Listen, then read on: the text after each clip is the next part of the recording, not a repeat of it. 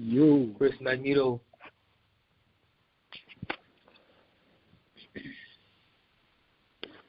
We are on. Hey, what's going on, brother? Hey, how you been? I've been better, but I've been worse. Same with us all, man. Same with us all. Indeed, man. So we back at it, man. Kind of put on. Back at it. Hello, lovely people. Don't forget to hit the subscribe button on YouTube, MindGlow TV. Yeah, we're going to be coming at you with, videos every now and then. You don't know when they're going to come, but when they come, they're going to, it's going to be something memorable and something different, something unique. So just make sure that you subscribe so you can keep up with what we're doing. Indeed, man. Kind of crazy how things took a turn. Last week we was talking about making it an annual thing. And, here we are back a week later. So it'll be interesting to see how this plays out, man, and what direction we take it, But I always appreciate stuff like this because it's in its free-form mode, and it's the chaos before the order comes about, man. And I've always been a chaos-type dude myself. Appreciate things from the ground up. Exactly. Indeed, man. So tonight we got an episode called Bubbles We Trust, or rather in Bubbles We Bust, A World and Reset. You mind going into why you decided to call it that?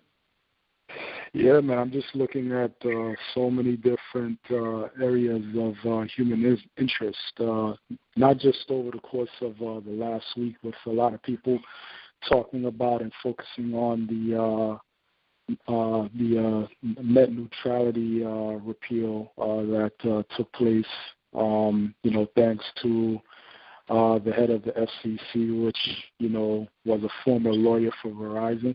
You can't make this stuff up. But I'm just looking at, different themes that are, at the forefront of a lot of people's attention, not necessarily everyone's attention, but a lot of the people that, we talk to, amongst each other and amongst, our own respective circles, things that people observing. So we're just looking to, touch on some things, look at the unifying threads, the themes that are involved in all of these different areas of human interest, to see what is the mythology at play. We discussed in our last interview, in our last conversation,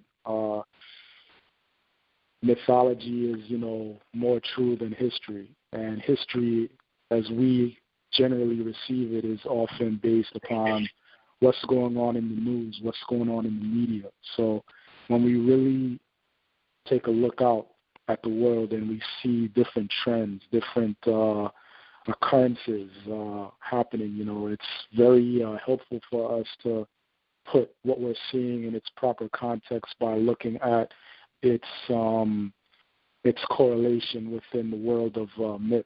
Regardless of what culture it comes out of, a lot of the themes are universal. So, it's just helpful for us to do that, and I'm looking forward to us kind of beginning to explore that here. Indeed, man. One of the mythologies that a lot of people are familiar with is the Olympians versus the Titans. And I think if if you're familiar with that mythology, you can see that play out in a lot of different forms of art, entertainment, and culture, and then psychologically as well. But you were talking about the net neutrality. One of the services that are sure to be affected by it is music. The streaming services and how people will be able to access music. But before we talk about the business side of it, taking it back to the Olympians versus the Titans, something you always hear a lot of the young people talking about, man, is the mumble rap versus traditional rap. The old heads with the young up-and-comers. And I think it's interesting that you kind of see that Olympian versus Titan dynamic there. When somebody suggests or, brings up that concept, how do you think those two are in play? Oh, man, that's a very good, point that you made. I think that is, definitely an area where you can see the theme, the myth at play. You have this concept of ageism, the young versus the old, but you have the concept of the traditional versus the non-traditional.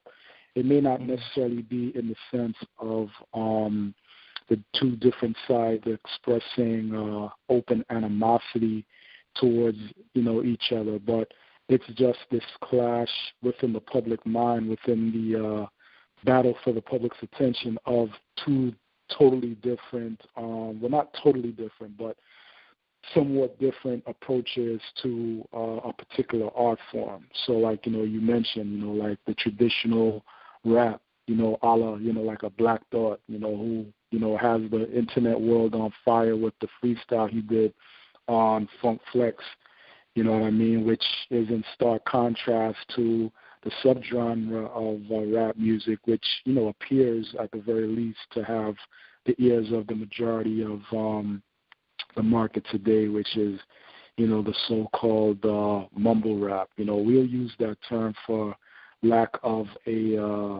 another more dignified term. I think the term kind of has like a negative connotation to it, but we'll use that term because, people tend to, know what we're referring to.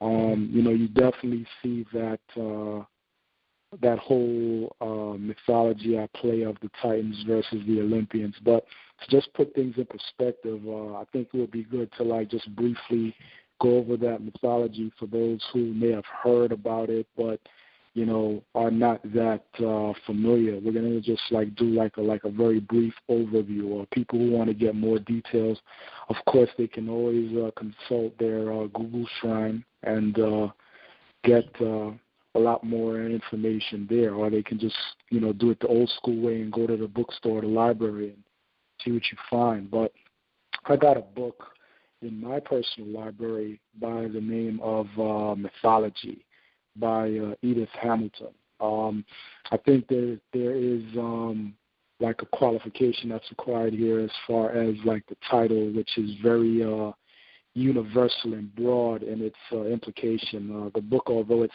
titled Mythology, is not mythology in its grandest international sense. The book pretty much focuses entirely on Greek mythology. So in one of the opening chapters, we have here, it just gives an overview of that battle between the gods. So we read here, just to give our listeners a brief excerpt. The Titans, often called the elder gods, were for untold ages supreme in the universe. They were of enormous size and of incredible strength. There were many of them, but only a few appear in the stories of mythology. The most important was Kronos, in Latin Saturn. He ruled over the other Titans until his son Zeus dethroned him and seized power for himself. And then it goes on to say that the 12 great Olympians were supreme among the gods who succeeded the Titans. They were called the Olympians because Olympus was their home. What Olympus was, however, is not easy to say. There is no doubt that at first it was held to be a mountaintop and generally identified with Greece's highest mountain, Mount Olympus in Thessaly, in the northeast of Greece. But even in the earliest Greek poem, the Iliad, this idea is beginning to give way to the idea of an Olympus in some mysterious region far above the mountains of the earth. So you have the younger gods, so to speak, kind of like overthrowing, not kind of even, like literally like overthrowing the elder gods, these beings of reverence who were pretty much known as the masters of the universe within that given culture. When you look at hip-hop culture, there are, the respective masters of the universe who, for the most part, have become the most,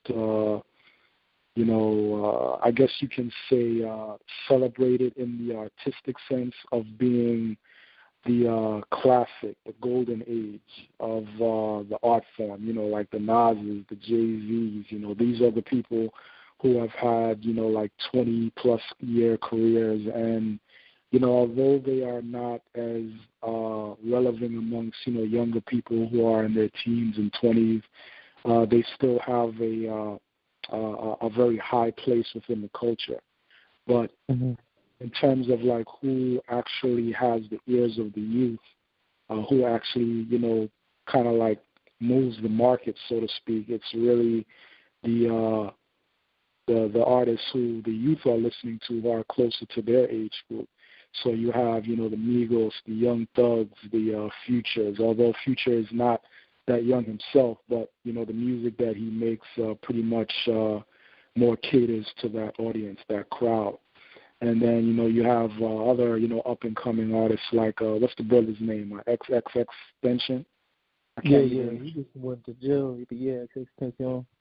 Yeah, you got a lot of, you know, like younger artists who are, you know, pretty much, you know, giving their take on what the hip-hop art form should sound like. Some people say that it's not hip-hop. I personally disagree with that. I think it may not be traditional rap, as, you know, I grew up with it, you know, listening to like Wu-Tang and Boot Camp Click and Jay-Z and Nas and, you know, all of those other artists of the 90s and even, you know, from the 80s. But, you know, hip-hop, you know, is a broad, you know, extensive, expansive universe, and there are room for many planets, many life forms within that universe. So to say that what we deem as mumble rap is not hip-hop, I feel is just not, it's not accurate. But I just wanted to share with listeners something that I wrote that kind of speaks to two different conflicts at the same time while showing how they all like pretty much correlate. When you talk about the Olympians versus the Titans, you also have, you know, the new cryptocurrency, you know, focus, craze versus the old Federal Reserve notes that, you know, those the national paper currencies that, you know, have been, you know, familiar to people for so many years now. You know, and the world is pretty much, you know, in a very different space where you have these alternative forms of currencies actually competing with the national dollars of many countries. China, from what I've researched, is been very aggressive in terms of looking at the cryptocurrencies and, you know, the blockchain technology that's behind them to facilitate an economy that will allow them to have, you know, the say and, you know, like what, you know, goes down, you know, in the global economic marketplace for years to come. But to get back to this piece that I wrote that kind of like addresses, you know, the traditional hip-hop versus mumble rap, cryptocurrency versus Federal Reserve note currencies at the same time, I want to just share this piece. So what I wrote, and it was really part of another piece that I was potentially a blog that I was working on that I didn't fully complete, but I was able to make some observations, and I thought it was just something that might be valuable to share with you, the listening public. So I said the seemingly indecipherable, highly encrypted algorithm used to produce cryptocurrencies is a mathematical mirroring of the vocal nuances you hear in mumble rap. This is why cryptocurrency trading and mumble rap began their rise to social prominence around the same time in 2011. The mumble is a verbal encryption. In principle, cryptocurrency mining involves spitting digital bars called blockchains, which have become the drill music of the financial sector, and more people are dancing to its algorithms. A rapid-fire vocal delivery results in the faster production of blocks, which denotes superior encryptions of the blockchain. You don't understand what Future, Young Thug, Migos are saying, but you don't understand what the Bitcoin SHA-256 or Litecoin script algorithms are respectively conveying either. Nevertheless, clubgoers and investors have confidence in all of the above because their algorithms are able to move the crowd. You mock the application of universal mathematics through vocal hip-hop intonations, yet feel personally intimidated by pristine English. What a paradox. If Young Metro don't trust you, I'm going to shoot you. That's profound, man. Profound stuff right there. Yeah, man. So it's pretty much, just showing like the parallels between the two different worlds that people would say, don't necessarily coincide, but when you and I build, and a lot of other people who are of like mind, like we tend to see the Venn diagram in everything. You know what I mean? Like the two interconnected circles, that Vesica Pisces.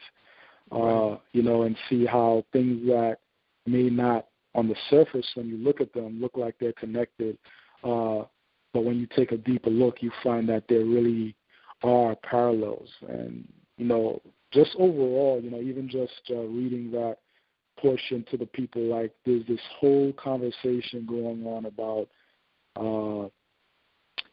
the value of cryptocurrencies. I'm not here to really make a argument in terms of what is valuable and what's not viable, but what I would like to point out to the listeners is what gives a currency its value.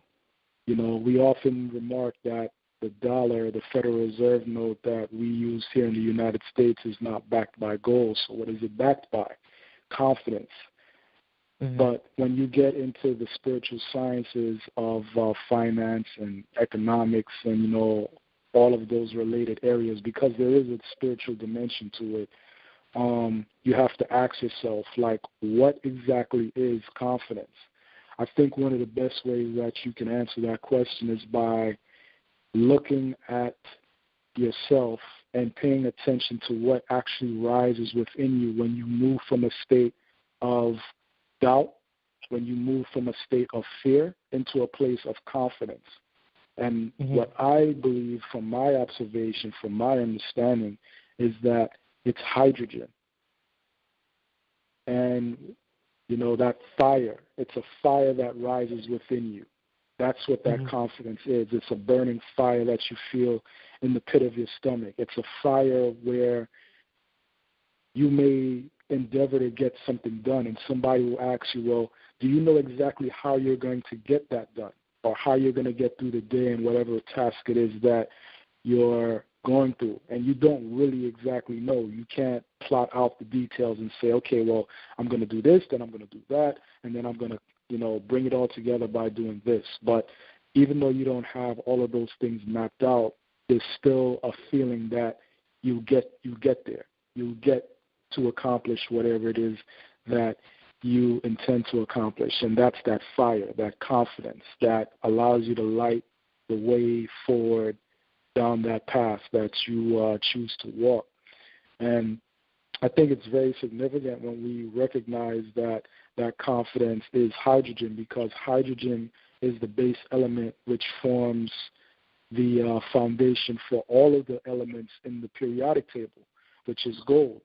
So what does that mean? That means that as long as any object that people use as a modicum of trade, if there's confidence behind it, then that modicum of exchange is in its own right gold. So people will do different things for it. They'll give different services for it. They'll exchange different, they'll offer different products in exchange for it. That confidence is what give it its power. And, we can see that the cryptocurrencies as of right now, people talking about the bubble bursting on, cryptocurrencies. Like me personally, I don't think that they're going anywhere. I mean, the bubble burst on the .coms back in the early 2000s, and, we've seen what happened with the Internet. The Internet is still here. People are still building their own websites much easier than they were doing it even back then, and conducting business for themselves. So I don't see it going anywhere, even if there is a bubble bust. Things are going to pretty much adapt itself around this new phenomenon. So, with all of that, being said, I don't know if you had any thoughts, any questions that you wanted to interject, but, you're more than free. Yeah, definitely, man. When you were talking about how the confidence, and relating it to fire and hydrogen, it made me think about Kundalini energy. And, you said hydrogen being the building block of the universe. And as it's been relayed to me, you know, anytime you embark upon a spiritual endeavor, or not shouldn't say any time, but a lot of times I've come across, you know, the importance of Kundalini. And I'm just wondering, you know, if there's any parallels, you know, we've talked about in the past of Iblis, you know, coming from the fireless smoke, and Kundalini is said to be a fire in us, and could that also be a fireless smoke as well, you know? And, you know, going back to the mumble rap versus the traditional rap, Black Dot put out a very good video, you know, talking about the mumble rap, and I'm not sure if it was that video or something he had said in the past, but he was talking about, you know, before order, chaos always comes. And, you know, when you look at how African Bambaataa came on the scene, you can really say that was mumble rap. You know, yeah. But, you know, and then I think you made a good point, man. You know, mumble rap being comparable to the random algorithms, and unless you're tapped into that frequency, you're not going to get it.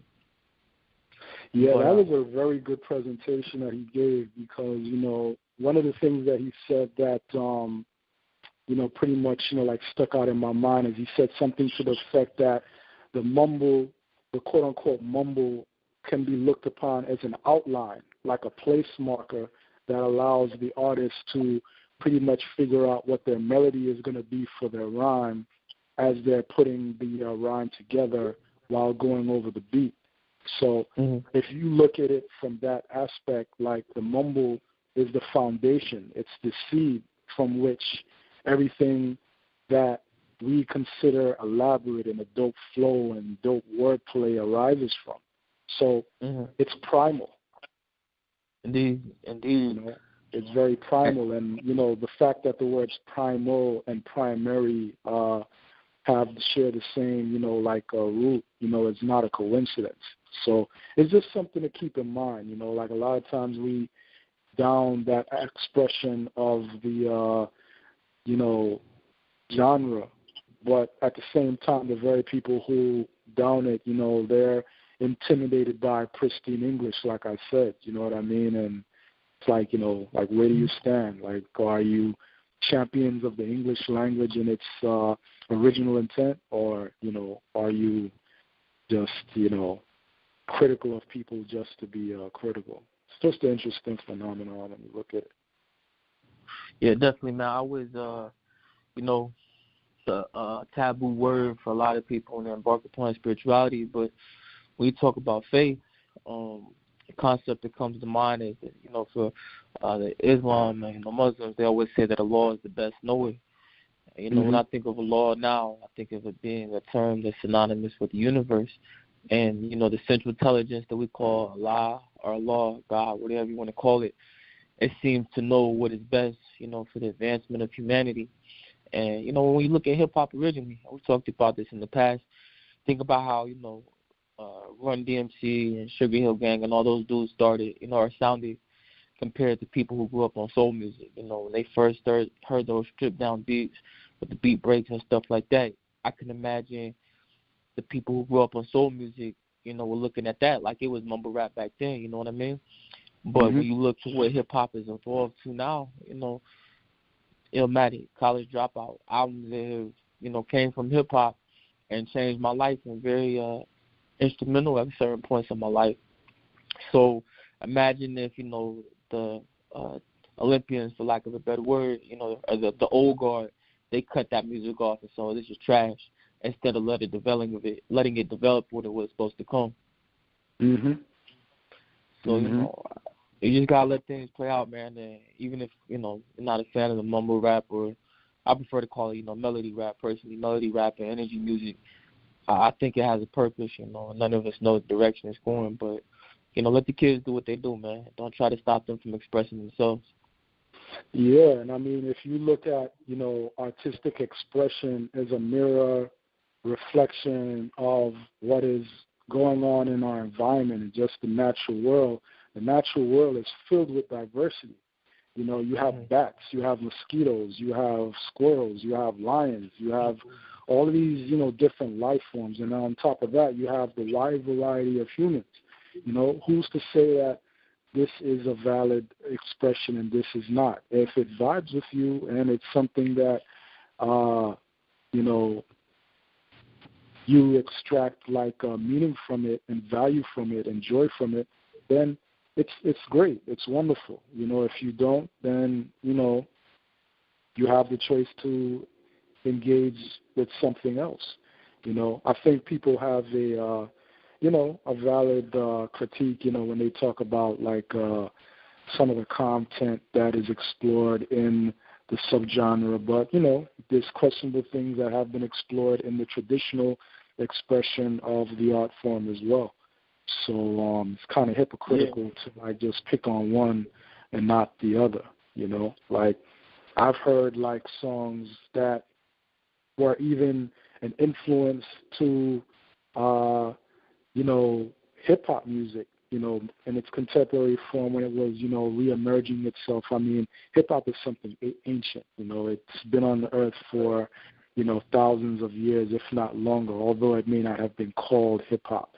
But, in its current, incarnation and form, where we see it taking root in the Bronx, New York, there were genres of music in the Deep South with the blues and with dancehall, reggae in the 70s, and 60s even. There were artists who were saying things that were not ethically and morally probably the best received, but they were saying these things back then. So people oftentimes what they do is they revise history to fit their own agenda. People try to make it seem as though everybody back in the 20s, 30s, 40s, 60s, 70s, so forth and so on, were just talking about peace and love and the purity of this and, that. But, that's not necessarily the case. They just, there's lyrics in, blues music that was recorded in the 1930s that is just as explicit as anything you've heard from Little Kim or Nicki Minaj or whoever, and same thing with, old dancehall, like I said, which has a great influence on hip-hop music and culture. So people need to stop with the hypocrisy. And like you said, let artists create, because when you let artists create, you are allowed to see what shape the art form takes. Like look at the 80s.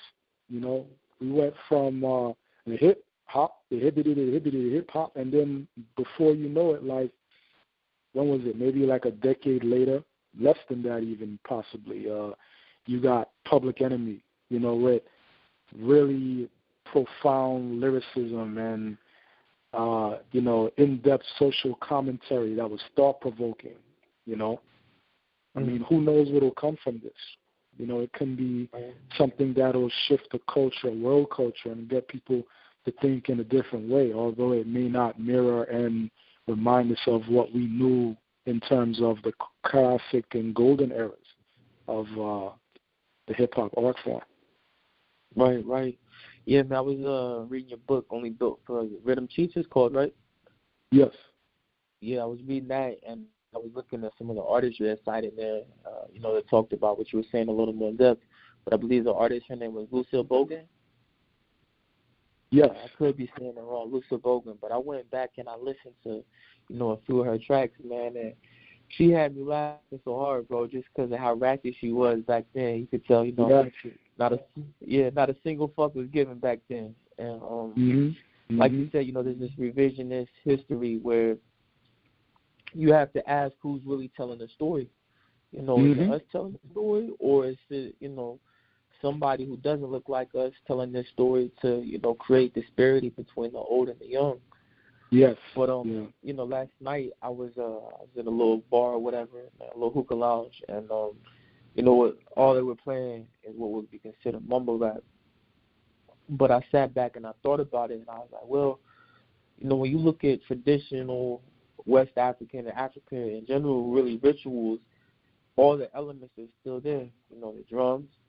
A lot of times, they'll get into such a deep trance, and they'll use mind-altering things such as iboga, ayahuasca, to take them to those different dimensions.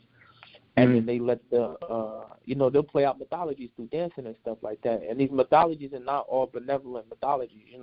When you talk about somebody like a window or something like that, people die in these mythologies. So I say all that to say that it's not. I don't think it's crazy to say that people go to these clubs and stuff like that to have ritualistic experiences. And for some people it could be sex, for some people it could be a story of abundance. And then on the negative aspect, you have people who get killed, unfortunately. And I'm not trying to say I like to see people get killed or they deserve to be killed or anything like that. But it's just one of the observable realities that plays itself out when you participate in those type of rituals.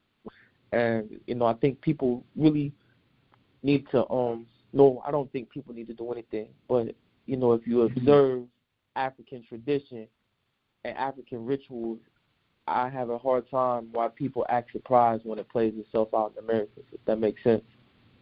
So, Yeah. I think it speaks to the fact that, with all of the information we've acquired, a lot of us still think and approach things with a European mind. You know what I'm saying? Right. In terms of having this expectation of, well, it should be like this, it should be like that. No, it goes where it goes. And we have to trust, and we don't have to trust, but we can trust and we can recognize the fact that, what is natural is not something that's going to lead us astray. It's not going to bring us to a sense of destruction and fatality. A lot of times, like when you're taking that turn into unfamiliar territory, because of the fact that it's unfamiliar, it may appear as though it's leading you down the wrong path. But that is only because we, interpret unfamiliar as something ominous, something to be wary of, something to avoid. But, the path of evolution is the path of, going and plotting those roads that have not, necessarily been traveled. I'm not saying that, that genre, that subgenre of hip-hop that people label mumble rap is a evolution, and it's a building on, what we've heard in, the more classic expressions of the hip-hop art form. However, what I am saying is that, it may be taking us to a place that, may far surpass what we even thought was conceivable. Right. Like what we call mumble rap might actually be a butterfly in its cocoon stage. It's preparing itself, and when it comes out of that cocoon, it's going to be something that bears no resemblance to that beautiful, colorful caterpillar that we all knew and loved. You know what I mean? It's going to be something different. Indeed. Something else I wanted to ask you in regards to this, Olympians versus Titans thing is, when you talk about gender roles, people are saying, those old gender roles are outdated. Gender is fluid and stuff like that. We don't know what it means to be a man and a woman no more. How do you think, what it had may been, what it means to be a man in the past is changing now? Same thing for women. Do you think it's a thing that's applicable as well? Yeah, I think that definitely speaks to the world in reset. That's where we pretty much are right now. Like everything that was considered the way you went out for a second, degree. Yeah, can you hear me now? Yeah, I got you now. Could you repeat that if you don't mind?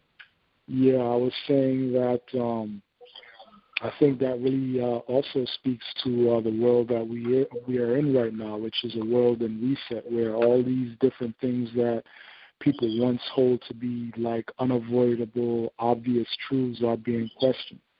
And, like you highlighted, the role of men and women in society. Gender fluidity has become a term that is frequently been used to kind of identify this new prominent, it's not really all that new, it's just the term is new, but this idea that, men and women, there are no fundamental differences between the two, besides the fact that one has a set of sexual organs and the other one has another. And it's looked upon as though these differences are the only thing that can be actually pointed out to, like men and women are the same mentally, emotionally, in terms of strengths, weaknesses, generally speaking, areas that we thrive in versus areas that we tend to be a little bit weaker in. This whole notion of gender fluidity is based upon the fact that, some people just look at it as though there is no fundamental difference, and everything is based upon social conditioning. So because it's believed that everything is based upon social conditioning, men are being conditioned to look at their roles in a way which, I don't think is consistent with, what is natural. I think men who already know what is natural for them are being, pretty much, given this new narrative that says, well, what you feel and what you experience as your natural instincts is false. It's not real. You need to disregard that and get with this new philosophy that we are teaching in our colleges and universities and bastions of higher learning. You need to get with this new deal. And those men who are in tune with their natural instincts are not going for it. A lot of women are being, made to feel as if, they should be functioning a certain way that totally flies in the face of their natural feminine instincts, and they're being told, well, they're, just, old-fashioned. They need to be more forward-thinking and embrace a new way of doing things. But, me personally, I don't necessarily see where these new ideas are getting people. I mean, it's getting to a point where, you just look at, like certain areas of, human expression, and everybody is questioning, well, not everybody, but a lot of people are questioning their identity.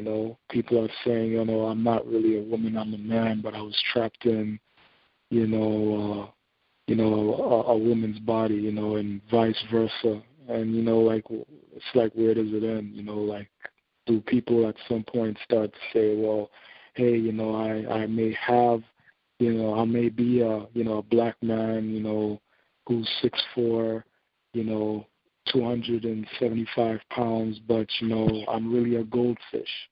And you not acknowledging the fact that I'm a goldfish, you are being discriminatory, and, where does it end? You know what I mean? Like, if we are acknowledging these new forms of identification and we're being more flexible, then to what extent are we not flexible? To what extent do we say, well, this is the line that we can't cross? If you follow the thought process to its end, there cannot be a line that is not crossed. So, Chris, if you decide tomorrow that, you're, a pterodactyl, and you start acting like a pterodactyl acted, somebody can be, penalized for telling you, like, no, you're a man, you're a human being, and you feel like, you're not that, you're a pterodactyl. It sounds stupid what I'm saying to some people, but if you look at where we are in our culture right now, there are things that we're seeing right in front of us, in terms of the news, whether it be a Caitlyn Jenner or whatever, where, things that people thought were probably ridiculous and like would never happen, just 40 years ago, are things that are just commonplace now, So that's the place that we're in right now. This place where, men and women are going back at each other. They call it the war of the sexes, the gender wars. And, it's coming to a head and it's expressing itself in a lot of different ways. Yeah, D. I always, when people start to talk about that, I always ask, kind of like you're saying, where do you draw the line? And I think about one of Dave Chappelle's recent stand-ups, but, he says something along the lines of, how much do I have to participate in your reality? And it seems like we're being voluntold, to participate in a reality that, may not necessarily be beneficial to us. But I don't want to harp on that too long. Oh, go ahead. Yeah, man, I think it also speaks to another subject that, you brought up earlier, like the correlation and the parallels between, the rise and fall of Kundalini and, the story, of Iblis, in the Quran. And I think it's a very interesting point because, you have this idea of, imagination being told to bow to spirit when we know that it is really spirit that derives its power and its force from the imagination.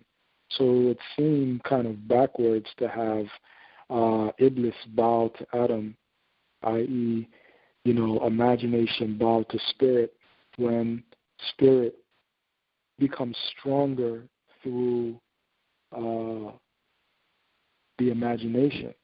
So it would seem more appropriate that the spirit would bow to the imagination so that it can augment its own power. It can augment its own power by recognizing the source of its power. So Iblis not bowing, in my view, is a reflection of the confidence that must be had by that primary first-order being in recognizing that it is, in fact, an older being. It is more of a celestial being. It's not a being that has its origins on the earth, which, according to the Judeo-Islamic Christian tradition, comes a lot later. These beings, were there, very early in creation, not necessarily at the very beginning, but according to the theology, they were there very early. So why should the son of the smokeless fire bow down? To bow down would be a show of a lack of confidence. And like I said, confidence is hydrogen. But what is hydrogen but a smokeless fire? So, the whole story, comes full circle again, where, when we know something to be true within us, we must hold fast to that confidence. We must not kill that hydrogen. We must not compromise. We must not dilute it. We must act on what we know to be true if our goal and objective is to express ourselves and be our true selves in the highest expression that it is. If that's not our goal, then we don't really have to do anything. But, on MindGlow TV, we address matters and subjects that are paramount and of great concern to people who are looking to do the former. So, we speak from the perspective of, this is what got to be done. But, to each their own. But I think it's worthwhile exploring these different scenarios and concepts so that we can see what's actually at play, and in knowing that, we can make the decisions that best suit us based upon what our intentions are ultimately. Indeed.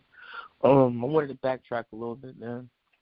You were talking earlier about the SEC and how they repealed the neutrality, mm-hmm. rather, and I was thinking, I think you can apply the Olympians versus Titans theme as well. You might have said that already, but why do you think that these people are seeking to repeal the neutrality of the net? Do you think it's a conspiracy thing, or do you think there's something that's actually beneficial?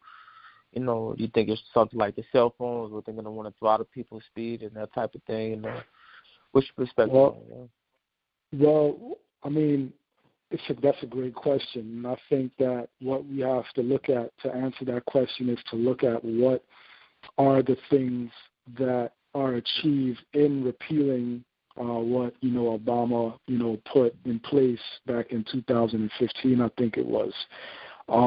What he did, what Obama did, and to a great extent, I mean, not totally and completely, but it contributed towards the decentralization of power over, what, people are able, who has, all of the say with regards to, how the internet, moves and how it's structured and who can do what, when he, decentralized, it through that net neutrality agreement, what it did is it put the internet service providers like an AT&T, like a, what's the other one, Verizon, and, like other companies in a space where, they couldn't necessarily abuse their powers by, like getting extra fees out of people by slowing down their internet service, potentially attacking the businesses of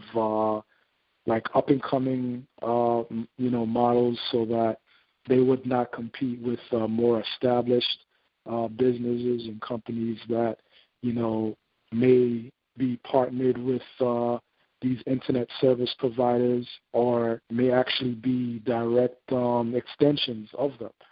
So that's pretty much where, like that whole concern is it really is situated. So to answer your question, it's really a matter of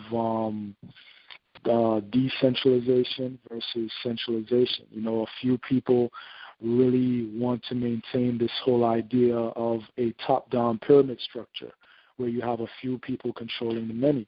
But when you look at how things were in terms of how that neutrality agreement was set up, it pretty much allowed a level playing field where anybody, provided that they offer the service that is required for a particular type of business, that they can compete with the big dogs, so to speak, or at the very least get on a path where they can do that at some point, But, with this repeal, a lot of people feel as though, well, all hope is lost now because, they repealed it and the bad guys, have won. That's, bullshit, poppycock. I actually think that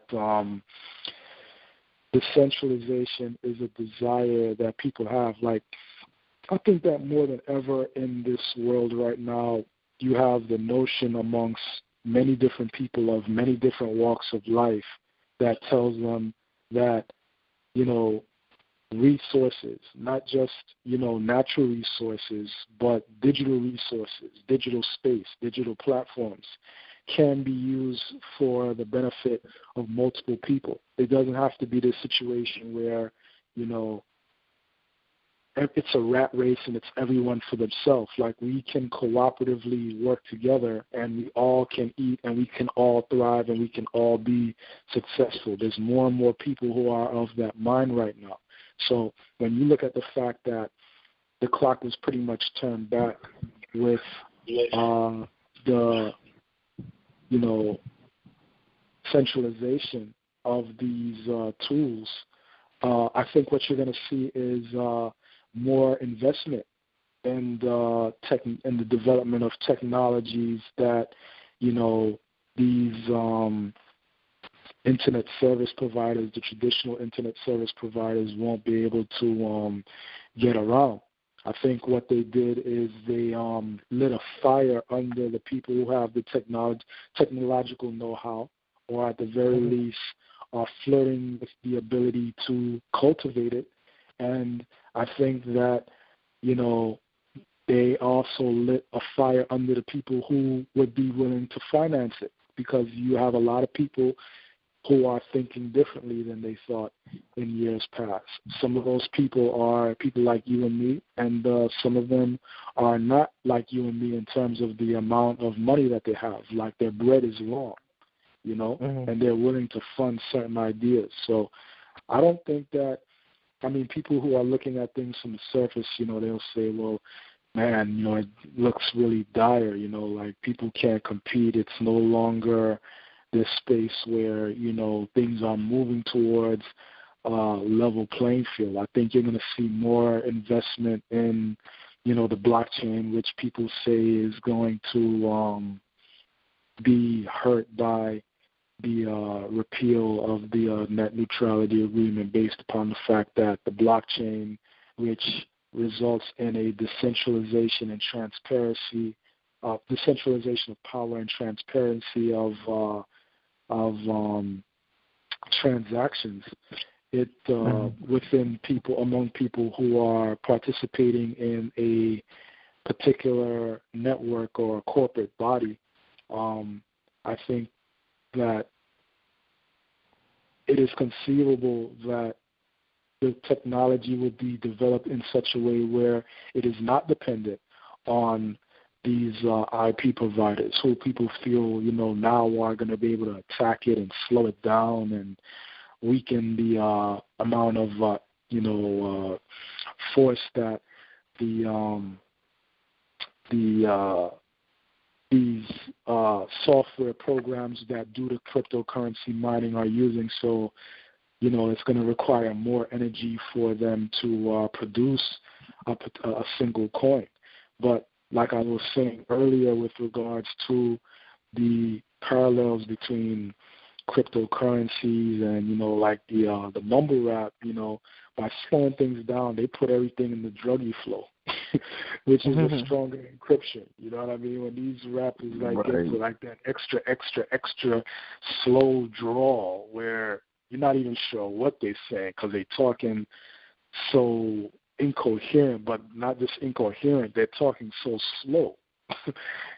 Like, that's another level of encryption right there. So I don't see this as being a nail in the coffin for cryptocurrencies. I feel like it's the beginning of a boom. Will there be like a bubble burst, as some people call it, between now and that boom? It's conceivable, but it's still going to be here.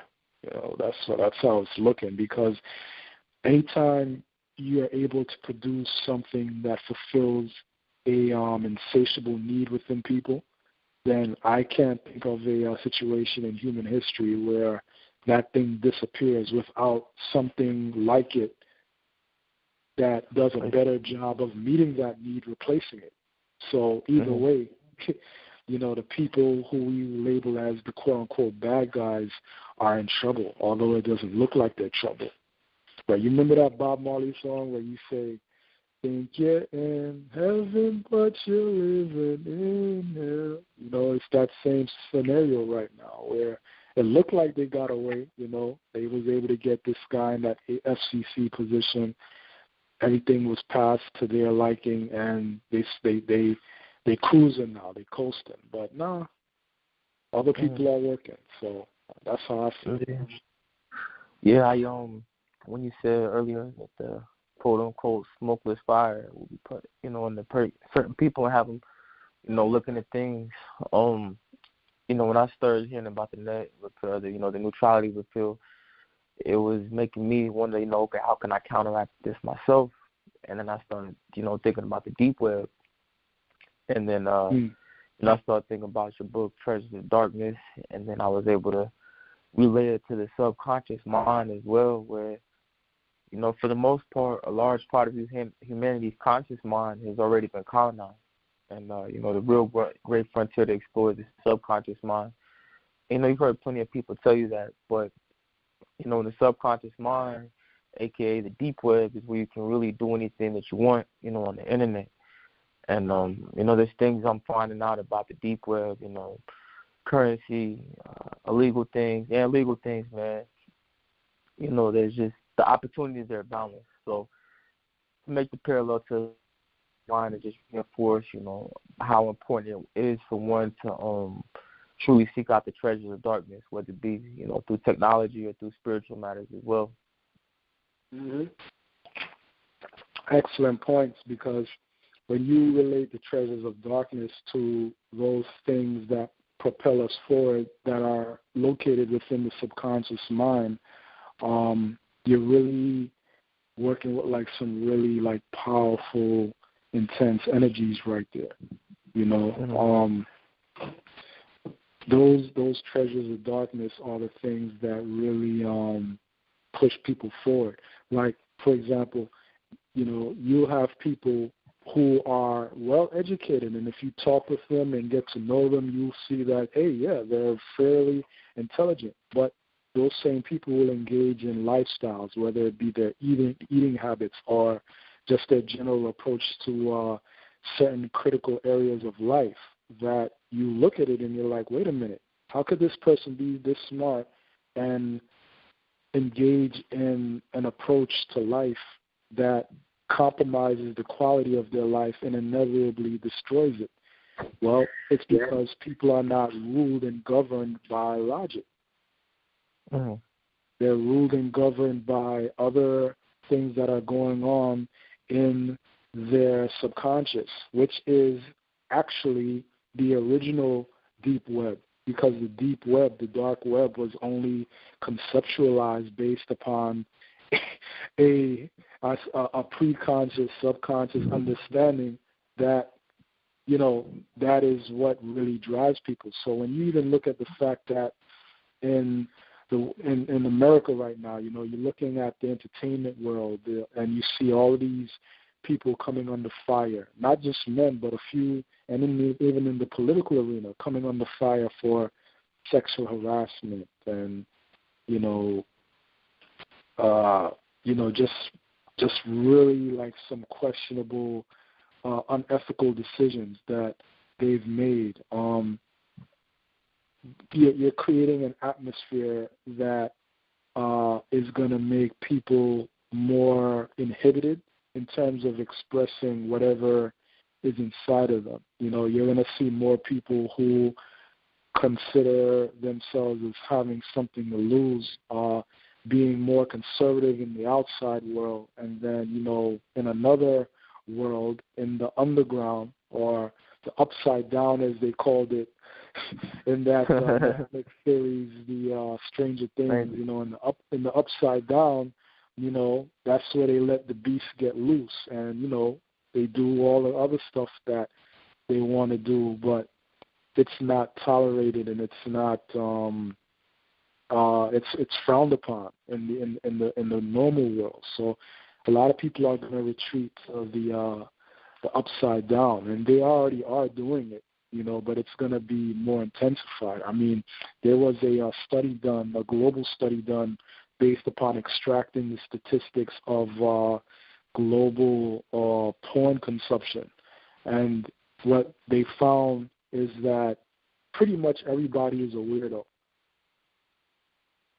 So being a weirdo is normal. And what I mean by everybody is a weirdo is the fact that people are drawn to things and interested in things that they would profess that they're not interested in their regular day-to-day. But when they conduct their searches and they engage in the entertainment when nobody is watching, they're looking at something else, Mm-hmm. So, dudes is, looking at, dudes who got like a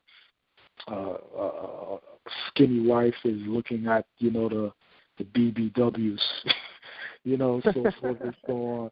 The guy who got like a trophy of what's considered a trophy wife with, like all of the pretty looks and curves, he's looking at men or, looking at trannies or what have you. So it's all connected. I mean, you know, all of these different things are reflections of each other. It's kind of like a simulacra, I think, or like what do you call it? Those Russian dolls where it's like you open up the doll and there's another doll inside, and then there's another doll. Oh yeah. Like this is how life really is, you know, formatted. Where you have all of these different things, and they may even look a little different, but they are all reflections of each other, and they're all connected. Right. So the dark web, you know, all of that is a reconstruction, an artificial projection. And when I use the word artificial in this context, I don't necessarily mean fake. I mean something that was artfully constructed by man.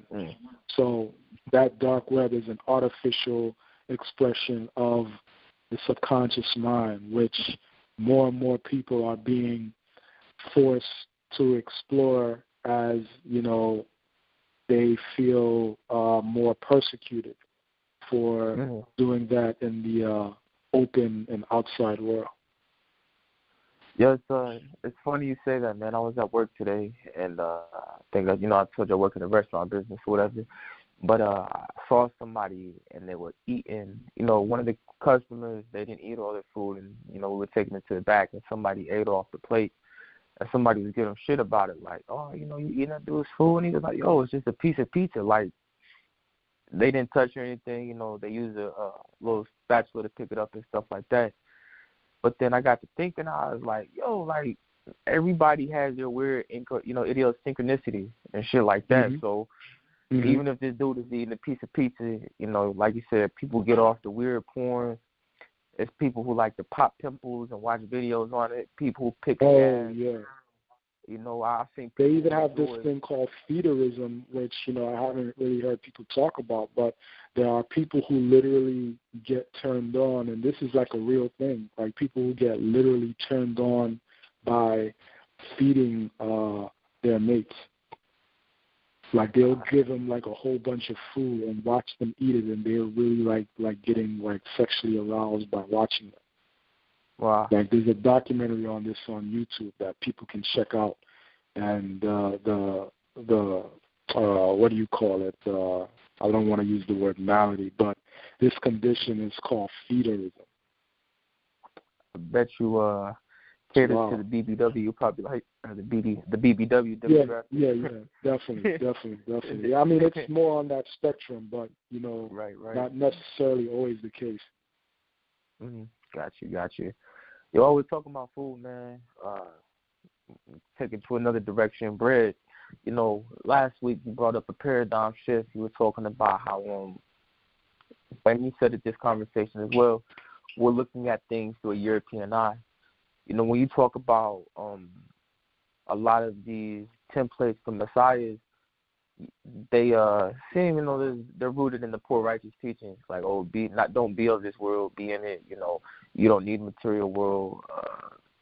Wealthy people, you know, they're going to hell, that type of stuff like that. But it got me to think, like, yo, what if this was a clever, insidious trick on the mind to keep, you know, prosperity and wealth and abundance out of these messiah archetypes? Because, you know, I can't say that at any point in my life I ever enjoyed being broke. And then I got to thinking about the Jesus mythology, man. And, you know, it said he took 2 loaves of bread to feed the multitude. And then it got me to thinking about bread. You know, what is you know, one of our colloquial terms, like we use, hey, you need to get your bread up, right? So, you know, what if there was an ancient part of ourselves that we weren't talking about, like food bread, we were talking about money bread. You know, I know for me, when I think about money, you know, obviously I like to have nice things and stuff like that. But it's, you know, what can I do for my family now? How can I invest it, and how can I bring it back to myself and bring it back to my community? So I say all that to say, man, when you look at mythology and any religion, you know, the concept of money is there. And I think there's something we're going into the future with, you know, something we could talk about is the polytheism of cryptocurrencies versus the monotheism of national paper currencies. If that, you know, that makes sense. Oh yeah. Yeah, that's definitely another theme that's involved right there. The whole polytheism model versus the monotheism model. You know, with this whole cryptocurrency, boom that we're witnessing in the popular culture, even there's like seemingly an unlimited amount of currencies that are, like just rising to people's attention. Some of them are garbage, like stuff that people invest in and then they lose all of their money and somebody runs off and, but there are still a few, not even a few, but many that are potentially, legitimate. And this has provided people with a whole new sense of freedom, a whole new sense of opportunity in terms of being able to take care of themselves, invest in themselves, and get things done with how they, however they see fit. There are many people right now who have the genuine desire to work hard in a particular area that they are particularly skilled in and do the things that are necessary for them to have, a decent life, in terms of being able to meet the day-to-day requirements that, life in a dense physical body presents.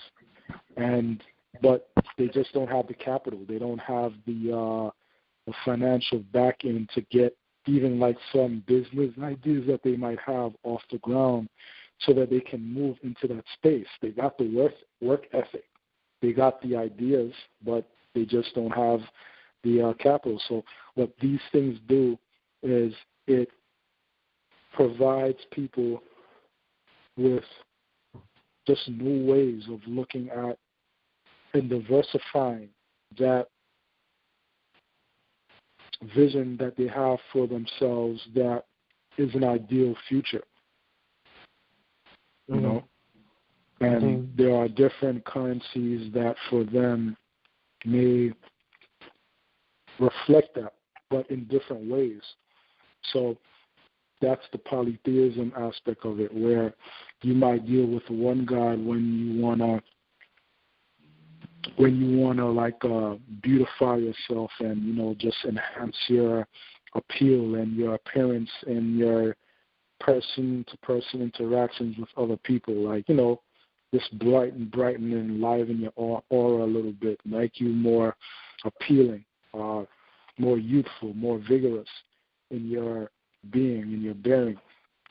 Other times you may want to become more wiser, more articulate in your decision making. So you might deal with another deity that puts you on that frequency for that. And another deity, you might deal with to be more courageous, more daring, more of a warrior. People have different needs that need to be met. And it's funny enough because if you look at a visual presentation of, how blockchain technologies work, it kind of, and people who, are, listening to this, you can like pull up, you can go to Google Images and just punch in blockchain. And what you'll find is, like a bunch of diagrams will pop up. And if you look at these diagrams that pretty much give you a pretty much like a mapping of how the system works, it kind of looks like the tree of life that you see in the Kabbalistic teachings. Now, we know that tree of life represents different each sphere or sephira, as people call them, or you can say I often say power vector, because it's a filter through which power expresses itself. The power is the same through all of the filters, but because the filter is distinctly different, that power is relayed and experienced and seen as a different manifestation, although it is an expression of the same force. So what that means is that essentially, even when you're talking about monotheism and polytheism, you're talking about the same force, the same energy, the same intelligence. The difference is that there are individuated expressions of that. In other words, there is a decentralization. There goes that word again.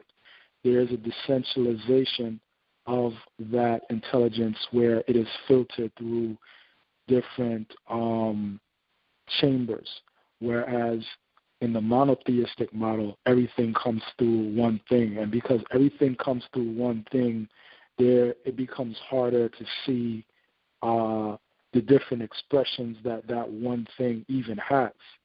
You know what I mean? And being able to understand and wrap your mind around what those things are. So through the current model, it's harder for people to see and realize their true potential in the monotheistic model, whereas in the polytheistic model, people can more identify the different personages and the different archetypes as themselves, and therefore find their own power within that particular expression, you know? Mm-hmm.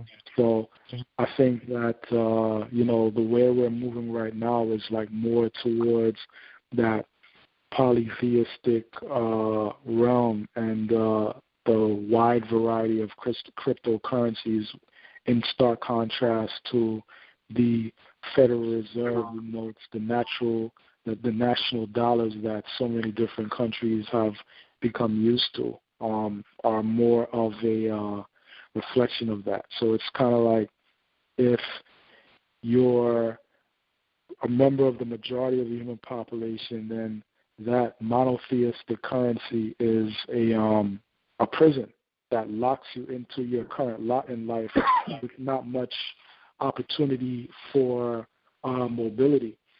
But with the polytheistic model, you are able to better see what is required in a moment-by-moment, scenario-by-scenario basis and move accordingly, which is more of a sense of freedom. But, even with all of that said, man, I think that, we need to look at pushing farther and moving further, because although the polytheistic model is an improvement on the monotheistic model, I think that we need to keep in our minds that this term that we often use as far as God and gods is really a trick that has kept us in a certain place that we don't want to be. And what I mean by that is, you look at the word, like the German word God, it's a Germanic word. The root of that word God and good is gut or gut, but gut is spelled G-U-T, as in gut. So what is that saying? Like, a god in the Germanic tradition is a mighty man, a man of power. So how does this mighty man extract and obtain his power? He obtains his power by what he eats, what he consumes. So the real power is not in the man. The real power is in what the man consumes. So when you look back at the fact that God, good, and gut are all related, it is conceivable for us to conclude that the true God, based upon the original intent of the framers of the Germanic language, is actually the food. Now, let's look at our history as a people in the 20th century and even parts of the 21st century, because we're still young in the 21st century. I mean, yeah, pretty much. And, I remember you had the nation of gods and earths in the late 60s. Like, they came forth and they said, yeah, man, the black man is God. And they were pretty much building upon the teachings of Elijah Muhammad, who taught that, to a people who saw themselves in a very inferior position, people who were seeing themselves in a position that was naturally inferior. And Elijah Muhammad used words and terms that the people can grasp and understand to guide them to the next stage in their development. I don't know that next stage in development was supposed to be the end-all and be-all. I think that, he played a role in moving people forward, and it was the job of other people who came after him to continue on that spiritual and mental journey. But nevertheless, when the gods, the 5%ers, the nation of gods on earth, when they formalized and they brought those teachings, to the streets of New York City, and then that message spread out to the four corners of the globe, you had this message, the black man is God. After that message was being projected and popularized, what happened? The instruments were taken out of the public schools, and the people who were relying on that, for their arts, they were forced to create and cultivate something new and exciting for the market without having access to musical instruments and not even having the acumen and the ability to play a musical instrument. So that's where, a lot of hip-hop came from. But it's interestingly enough that the sheer genius and creativity that these gods brought to the table, when you look at the fact that they didn't know how to play instruments, they didn't know music theory, but they were able to craft and cultivate a musical art form, a musical expression that took the world by storm. They were gods, but they were gods, which is the problem. And what do I mean by that? What I mean by that is the very same people who took the instruments out of the schools, their friends, their relatives, were the very same ones who were in charge of the music industry that the gods created for. The gods did not control any of the means of production of the beautiful art that they created, this hip-hop that took the world by storm. They didn't own the distribution, So when we look at that whole dynamic, you have a people who, are projecting and sharing incredible works of genius with the world, but nevertheless, they are living and moving as though they are food. They are consumed. They are eaten. And their ability, their expressions nourish and empower those who do control the means of production and do control the means of distribution. And those people become the mighty man, the God. Yeah. So they extract their power, their ability by being culture vultures. As somebody, we know Dame Dash would label them. But what does a vulture do? It feasts on the carcass, the remains of a dead being, But these guys, that's what they do. Like, they feast on other life forms. And these are the real gods. So when you really look at it, man, to be a god is to be food.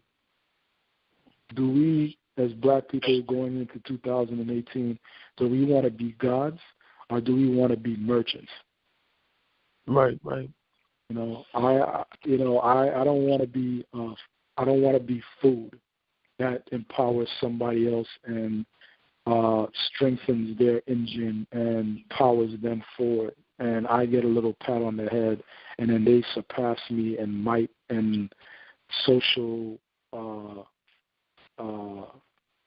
consideration and everything that comes with that.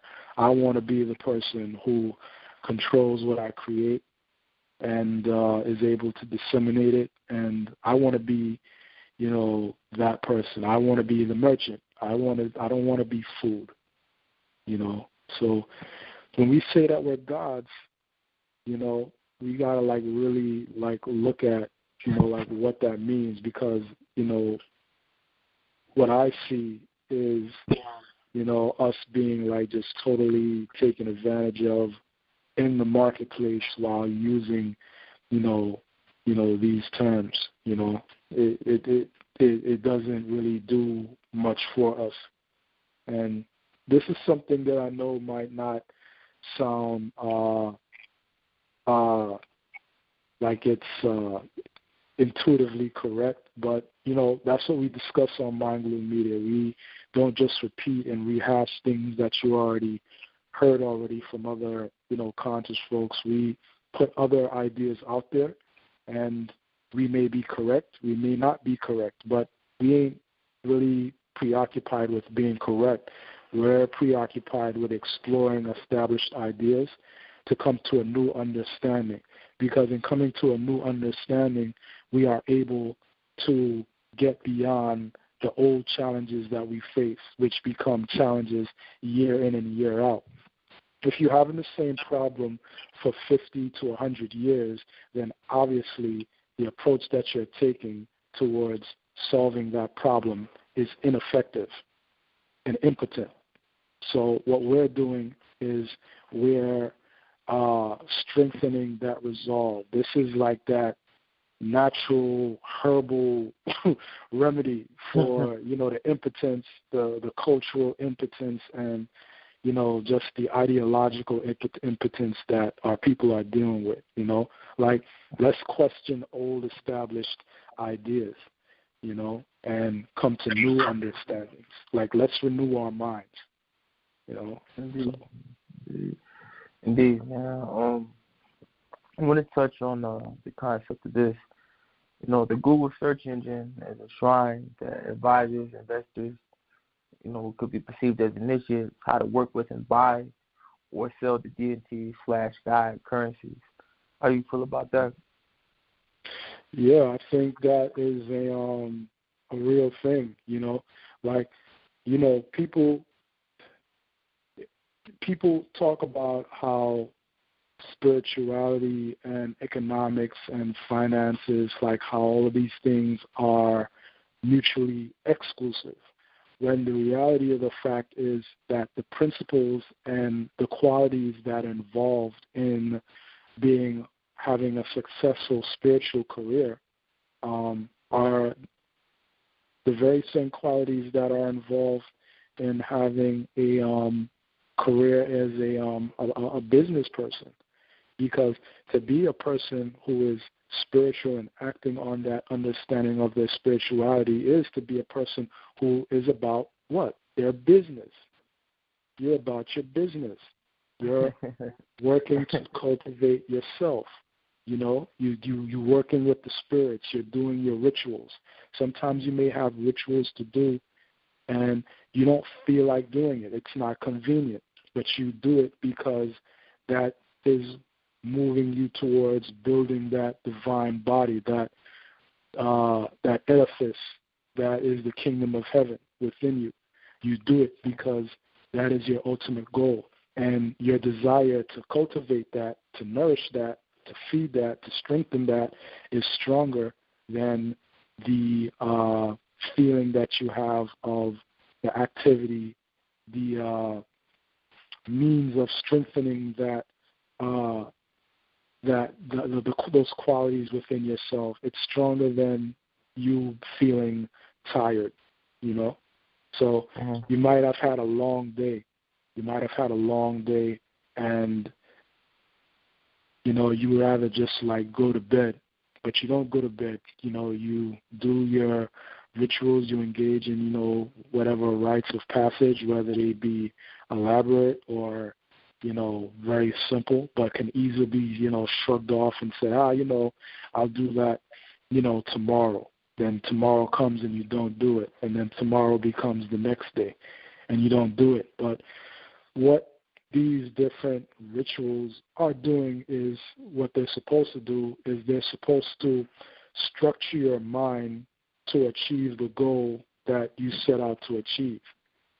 So if you don't do it, then you're not engaging in that restructuring of your mind, and you're not putting yourself in the place where you could even see the signs that life is showing you to tell you how to move, where to go, where not to go, when to go there. This is what you're doing when you are even consulting an oracle. Like somebody has a question and they consult an oracle within their respective spiritual tradition, and they get an answer, but that answer is not something that is like a for sure definite with a definite period of time. It's more like something where, hey, this is something for you to watch. So you're not told, hey, you need to be careful because on June 22nd, 2019, you're going to experience this. No, you're told to look at certain themes that may be reoccurring within your life. And then you, as a mindful person, as a vigilant person in your day-to-day undergoings, like you are aware and you're present in what you're saying, what you're experiencing, what you're seeing. And that is how you develop a spiritual career. There are other things involved in it, but essentially that's what you're doing. Not much different from observing and watching the market. Like if you're a person who's investing in, futures, or you're investing in, commodity, whatever, like anything on the stock market, like anybody will tell you that you have to be aware and observe what's going on in the market. What does that mean? That means you read news stories. Like, for example, if you're buying and selling futures and you buy like rice or sugar or some type of staple, that means you need to be reading the newspaper or, online news. You have to have some type of means in keeping up to date with what is going on with that commodity. Is there a war in a particular area that might stop that commodity from coming to your country? How does that affect trade? So in that regard, with you going to Google to keep track of all of these different things, that's like your shrine. And the shrine shows you different things that are going on. It tells you, like, this is what's going on. It's up to you to make that observation in your day-to-day and plan and decide what you got to do, how you're going to use and manipulate the gods, the gods being the different cryptocurrencies, or the gods being the different commodities that you've invested in the stock market. Well, that's a profound thought, man. But even if you use that example, you can see how a god could be food, because food is a commodity, and people trade that on the stock market. And it just makes me think, man, that so long we've been taught that we're working for God, but really, you're supposed to make God work for you.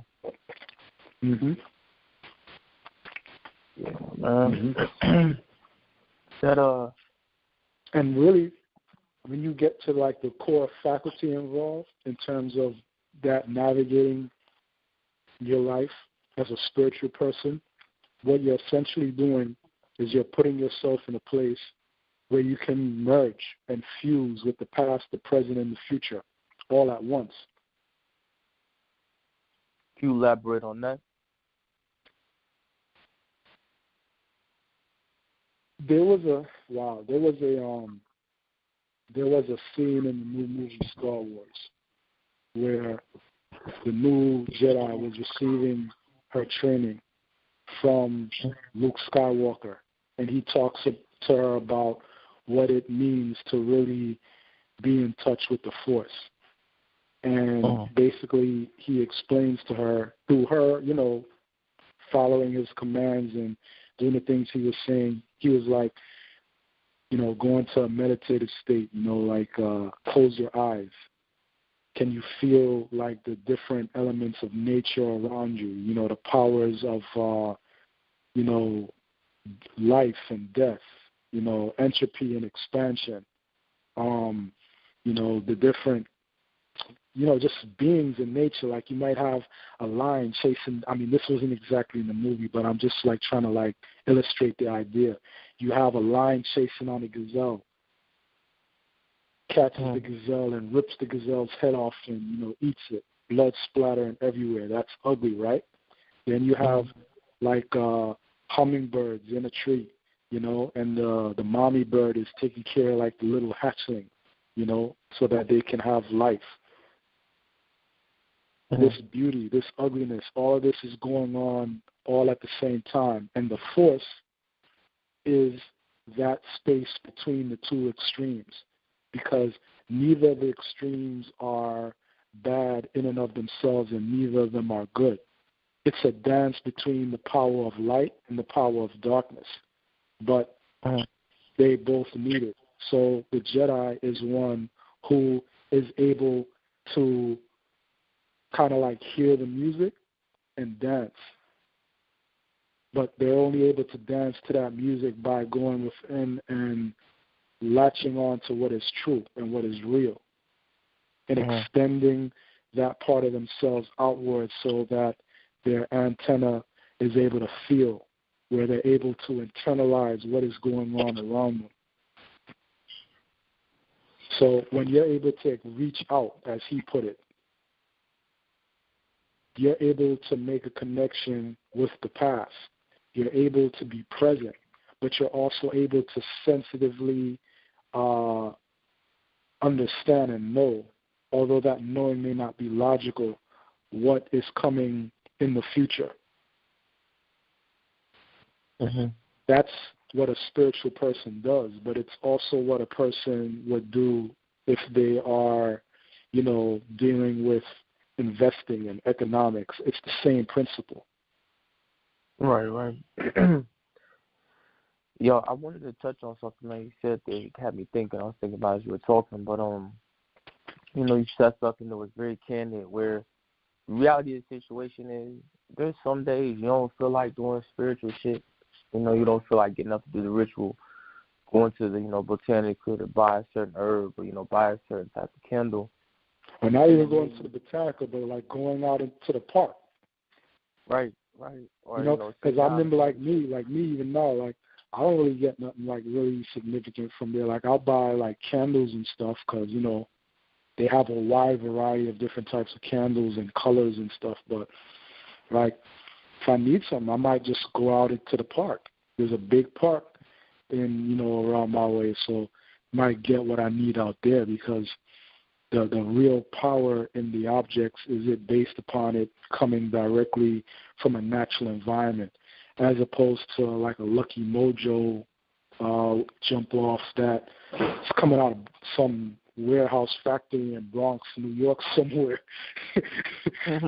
called Obatala oil, like it doesn't really work like that. But yeah, man, that's really what it is. But like to the point, like what were you saying?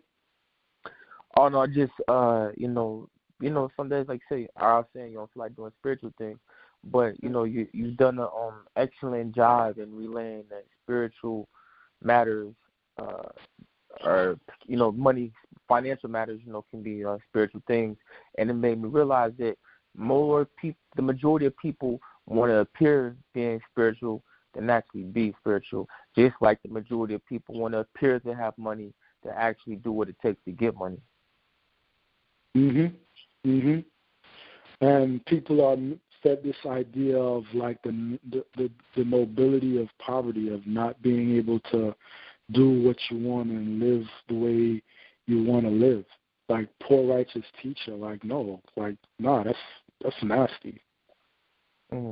Right? I don't want to be no poor righteous teacher. I mean, there's no disrespect to the people who are come under that banner and identify with that, but I don't want to be a poor righteous teacher.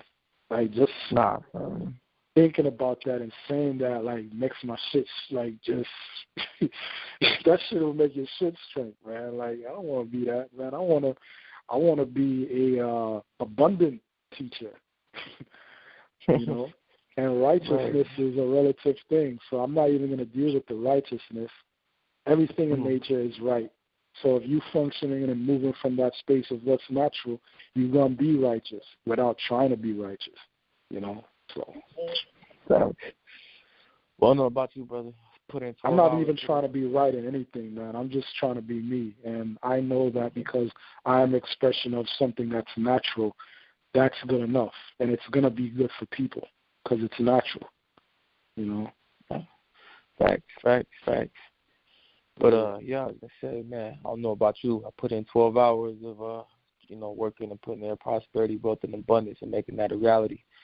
Yeah, pretty tired. No doubt. Yeah, like, see, you're a key example of what we're talking about right now, man. Like, look at that. Like, you put in work and you still had time to, like, have this engaging convo and come with ideas and concepts, and that's what it's about, man. Like, I made, like, this is, like, supposed to be, like, a day off where you just chill and relax in terms of, like, what, most people in America would consider, the weekend, so to speak. The Sunday, the Sunday where, you just chill and take things light. But, I don't really ever have no days off. You know what I mean? I worked on some things.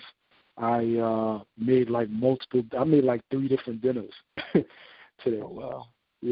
Which I do more than, a little bit, It's a regular thing for me. Because we don't all eat the same things and we don't like the same things. So I do a lot of the cooking and, I could look at it as like, man, who wants to do that? That's too tiring. But all of that is in your mind. You know what I mean? Like, it's the attitude you approach it with. So if you're saying what you're saying, man, I totally get you. And, there's a reason why you're going to be where you're going to be. And, people who just want to take that shortcut, that easy way out, work a 9 to 5, kick back with their beer and think that that's going to be their future for like 20, 30, 40 years, in for a treat. Like, every day you got to make your life. And that goes beyond doing, the basics. Like, it's going to become a place, the world is going to become a place where if you're just like a person who's trying to get by, there ain't going to be no place for you, man. No, I hear you on that. Man. Look around you. Like, it's looking more and more like a feudal society. Like, the only people who really going to, like, maintain and go farther are those people who are here and they actually want to do something. You got to have that hydrogen in you. You have to have that fire that you got to burn for something. If you're not burning for nothing and you lukewarm, you're in a dangerous place. I always tell people, man, when I talk to them about this, is that, if we're made in the image and the universe is constantly expanding, then you should be expanding as well. And if you're not expanding, then you have no purpose to the universe. And I try to, make people be cautious of how problematic the victimhood, psychology could be. Especially when it comes to black people, man. Get out here and get it. That's not to say things haven't happened to us, but, what power do you get in the victim psychology? And I was talking to Blue Pill about this, man. This is back when in Shasta, but I said the nigga is an outdated program in the Matrix. The nigga is an outdated program in the Matrix, man. He serves no purpose to the universe no more. You talked about deities being consumed earlier. The nigga is a deity that has been picked to the bone dry. It's time to become something else. And we're seeing signs of that everywhere we look. Look at the. I don't watch TV. See, that's another. Like, I don't even watch TV. I don't care what anybody like. Really, on some real shit. If I don't know you and you're not my friend, you're not my family, we don't have like an acquaintance, or you just don't do something that I look to develop a sense of pleasure and motivation. Like, I don't care what you're doing. I don't know anybody in the NBA. I don't know anybody in the NFL. I don't care what they're doing. I don't know anybody on any of these popular TV shows. I don't care. I'm not interested. The only thing I'm interested in is what's going to bring me, my friends, and my family more power. That's all I'm interested in. Indeed, man. Not for its own sake, but just to experience what I envision in my own mind in the real day-to-day world that I live in. Because I know that we have that ability to experience that. And the reality is that when you even look at all of these different things, you see a lot of things that we had before being phased out. How many black newspapers are there in the country? You know, how many black television programs? Like, you're seeing less and less. A lot of them are being canceled. I heard about like 2 different programs on like some major or semi-major networks being canceled. Why? Because moving into, like you said, like moving into like being an outmoded program, not needed, outdated. You don't serve a purpose, like a Betamax VCR. You know? They still make those. Yeah. A lot of our listeners probably don't even know what I'm talking about. What's a Betamax VCR? Like, I'm showing my age, but yeah. Right. Indeed. But yeah, like I said, brother, that's all I got for you. You know, I want to urge everybody, check out MindGlow Media or MindGlow on TV. Subscribe, please subscribe. And, you know, this is something we want to keep going. If there's any topics y'all would like to see us cover, you know, something relevant or, you know, something from the past, that's something we could look at. Just drop us something in the comments or, you know, hit us up on the website. Is there anything you wanted to add, Adika? Oh, yeah, definitely, man. Definitely, like the brother said, subscribe to MindGlow TV. This is not necessarily going to be something we will do like every few days or so. You know, we'll see how it goes, and when we, you know, are able to come back to you, like, we're going to hit you with some what we feel is thought-provoking programming that, you know, offers something, you know, a little bit different from what you usually get in terms of the views. But with that being said, you know, please subscribe. Hit that subscribe button on the lower left corner underneath the screen, and check out the blogs on MindGlow Media, the blog. It's www.thirdiemax.net. That's third I, E-Y-E, max.net, thirdiemax.net, and third is spelled out as the word THIRD, thirdiemax.net. And last but not least, make sure that you go to the website to purchase one of the best books to come out this year, and one of the greatest, in my view. I don't think too many people who actually read it would disagree. One of the greatest showcasing of, you know, information, inspirational information on metaphysics, the occult, spirituality that we've seen in the last 10 years, you know, without a question. And I think it's a book for our times, and that is the book that I wrote, Treasures of Darkness. You can go to mindglowbooks.com and pick that up. It's $29.99. Not a lot of money. I mean, some of you spend, you know, that on, you know, all kinds of, you know, things that are not, you know, as life-giving and of benefit to you as the book would be had you read it. So, you know, check that out. Go get it, and it's there. But it's not going to be there that much longer because, you know, the books are selling, and we're winding down now. So there's no guarantee that it's going to be printed up again. There's no guarantee that it's going to be printed up at the same price. If it is, you know, none of that is known. The only thing that we know for certain is that it's available right now. mindglowbooks.com, $29.99. And for those who might think that, you're just trying to make this a money-making thing, trust me, like, there are many people who have told me that I could sell it at a higher price. I'm not really looking to do that, at this time. But when I look at, different factors, I will reevaluate what would be the best move for me to make based upon the investment. Yes, I teach because, of a love for people, but when you're investing your own money and you're producing actual tangible products, it's not just about, teaching for the love. It's about, also looking at what's invested and how to do that intelligently while not putting yourself and your loved ones at a disadvantage. So don't let the amount of energy and time and effort and money that I've put in this project for all of our, development be something that's in vain. Check it out. It's not just doing a benefit to me, but it's doing a benefit to yourself. It really is a good book. My name, my image is on it, and I wouldn't sell you garbage. So check that out. It's a great piece of work. With that, I have nothing more to say. So if you got anything to add, that would be good. Nah, man. I'm about to lay it down, brother. Like I said, man, I put in a 12-hour day. These eyes ain't getting no lighter over here.